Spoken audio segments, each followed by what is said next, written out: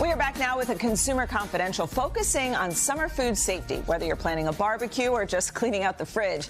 Chief Consumer Investigative Correspondent Vicky Nguyen is here to break down everything you need to know. Vicky, good morning. Hi, good morning. I know you're the grill master in your house, so you will know some of these tips. Well, you know, it's funny because every year around this time, we need to do this because there's all the backyard barbecues, the food's just sitting out in the sun. So what are some ways to keep us safe? A fun summer is a summer without food poisoning, right, Dylan? So first and foremost, we're cleaning our grill. Hopefully you did some of that after the last cookout. But I don't clean my grill. You don't? Okay, so you wait till the next time. Okay, well, that's one technique. Okay. One thing you definitely don't want to do is use a metal bristle brush because those bristles actually do come loose. They get lodged in food. It has happened. It's sent people to the ER. So honestly, it's super easy to take a piece of foil, crumple it up, and use that to scrub the grill grates. You can also cut an onion in half and also use that because it gets like all the bits off. Then you're going to turn the heat up. Take off all the charred bits, right? You can also use soap and water. That's fantastic. And also, I want to make sure people really remember we're trying to avoid cross-contamination. So all the plates with the raw meat, once the meat is cooked and you've used those utensils, you're using different utensils to take the cooked meat off and putting it onto a clean plate. Also, for folks who marinate, we like flavor in our meat. Marinate in the fridge, not on the counter, not outside. You do want to prevent the growth of bacteria. Bacteria grows in this zone of 40 degrees to 140 degrees. That is a big zone. So basically, you're keeping your hot foods hot once they're cooked or your cold foods cold in a cooler. Here's the rule of thumb for how long can you leave the food out at the picnic or the cookout. 2 hours, then it's got to go. And if it's 90 degrees or above outside, that food should only be out for 1 hour before you replace it. Wow. That's not very long. Not very long. Okay. Set a timer on your phone.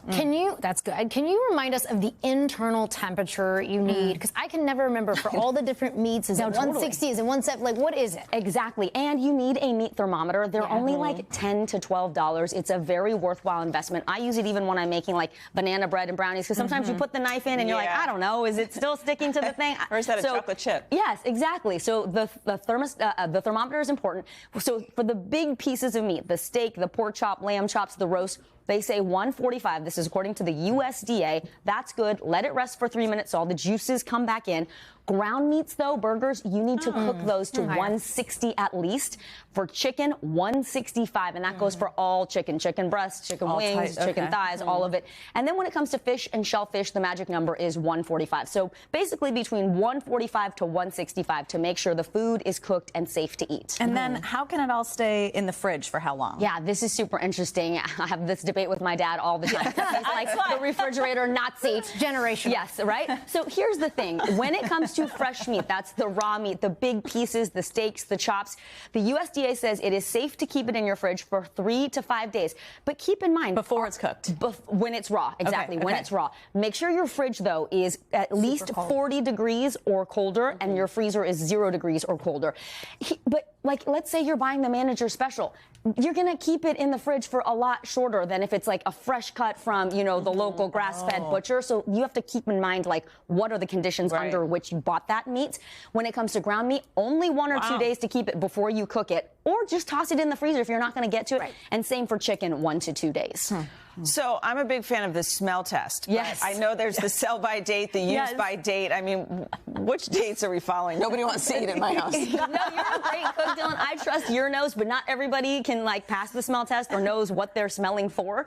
So when it comes to how long you can keep these things, we didn't talk about hot dogs and all of that, but those packaged foods, 1 to 2 weeks, which, you know, they are processed, so they last a little longer. And then when we were talking about the various fruit salads and salads that are made with mayonnaise, they said 3 to 5 days. I think, you know, they don't taste good after a while. Okay, so these dates are very confusing.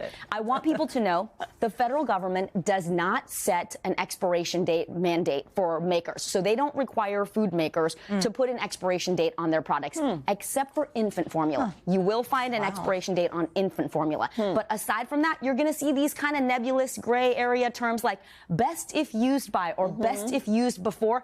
That means the food maker says, by this date, my product is going to taste the best, right? You can still use it after that. You definitely can use it after that. The sell-by date is for the store to say, this is how long you should display the product and sell it by this date, or you need to put it on manager special or get rid of it. Use by, similar, last recommended date for peak quality. But again, keep in mind, none of these have anything to do with safety. It's about the taste and the consistency of the product. I mean, some things last a long time, right? Like, I've got tortillas in my fridge that are well past their use-by date, but they're fine. So you do have to use a little bit of your own common sense, but those are some good guidelines. They just get a little brittle after a while. Right. Your poor children. Little crunchy. Quesadillas are brittle. Vic, thank you.